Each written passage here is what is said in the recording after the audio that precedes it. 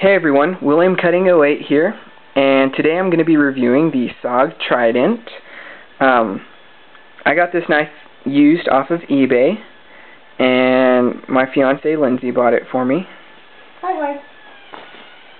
She's actually here right now on the computer, so if you hear like her typing, then pay no. iKnifeCollector.com. Yeah, she's on iKnife Collector. Anyway, I better get started because I always run out of time. This knife, I'm going to classify it as a tactical slash EDC knife because it's 3.6 ounces, or it weighs 3.6 ounces, which is light enough for EDC carry, but it's a larger size folder, which is perfect for tactical uses. As you can see, it's an assisted opening knife. And for those viewers who aren't familiar with assisted opening knives, is basically there's a spring that's built inside the handle, and whenever you open the blade, probably about 30 degrees or so, that spring kind of takes over and deploys the blade the rest of the way for you. So deployment is super fast in this knife.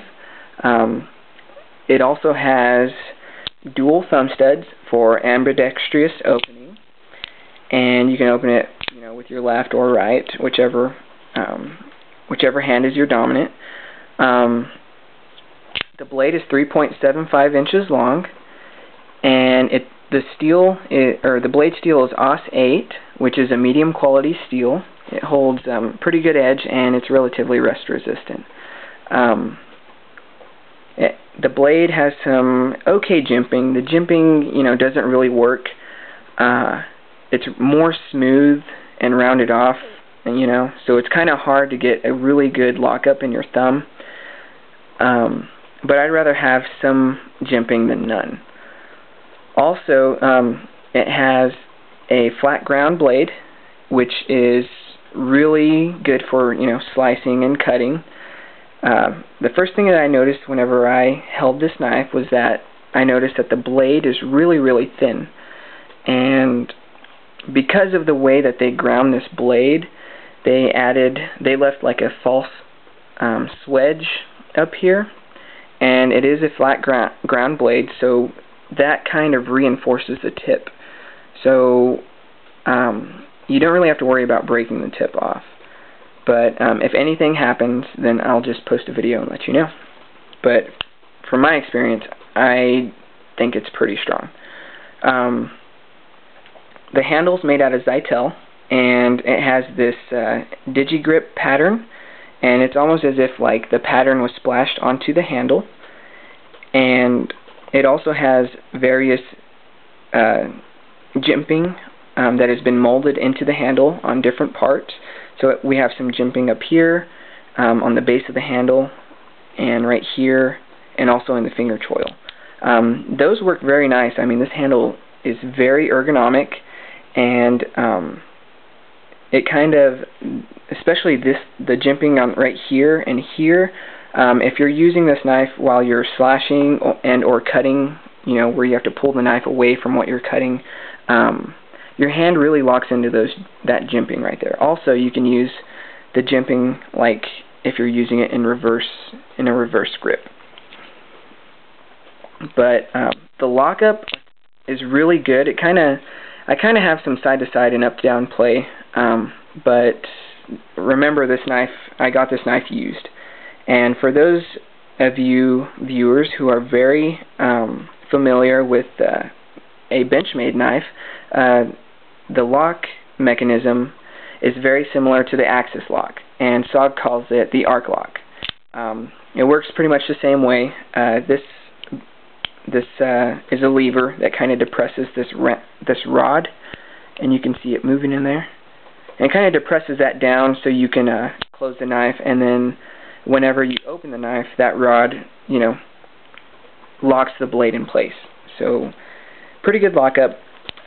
It also has a lock which prevents you from opening the blade accidentally in your pants or in your pocket, but I don't really like it. I don't think it's needed, and because I've never had this knife open on me while it's been in my pocket. I've seen some guys, you know, drop some super glue or remove that piece altogether. But remember, if you do decide to remove that piece, that you're voiding your warranty. The most unique thing about this knife is that it has a cutout in the handle, which allows you to cut some fishing line, paracord, and or, you know, use it as a rescue tool to cut seat belts. But it doesn't work that well. You have to make sure that if you are going to use it, that your knife is extremely sharp, and even when it is really sharp, it's still kind of hard to cut things using that groove. One reason being is that the bayonet clip kind of gets in the way, and you probably use, like, if you're like me, I mean, I use this portion of the blade probably the most, so that gets dullest the fastest.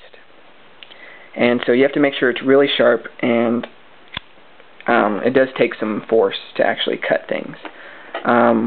One thing that a subscriber asked me was how durable, you know, was this handle, because since they cut out a piece of the handle, wouldn't that weaken the handle in you know, some way?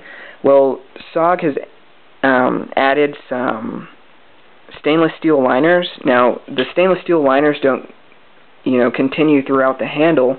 They're just in this area, which gives some support and added strength for this area of the handle. So you don't have to worry about breaking, you know, your handle. It also has a bayonet style clip, and lots of people are real fond of the bayonet clip. It does look nice. I mean, SOG cut out their logo right here on the clip, but I really don't like it because it kind of makes it difficult to pull the knife out of your pocket, and let me show you why. Here's some of my jeans that I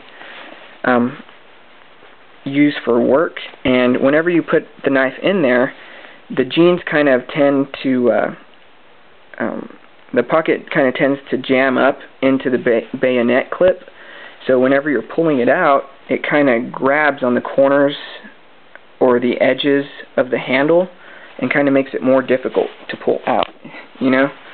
But I've kind of gotten better at it as I use it, but it still kind of gets, you know, caught on my jeans whenever I'm pulling the knife out of my pocket. But overall, I mean, this is a really fantastic knife. If you're considering buying a rescue or tactical knife, or even an EDC knife, then I definitely recommend buying this one. It's a little pricey. It's probably in like the $60 to $75 range.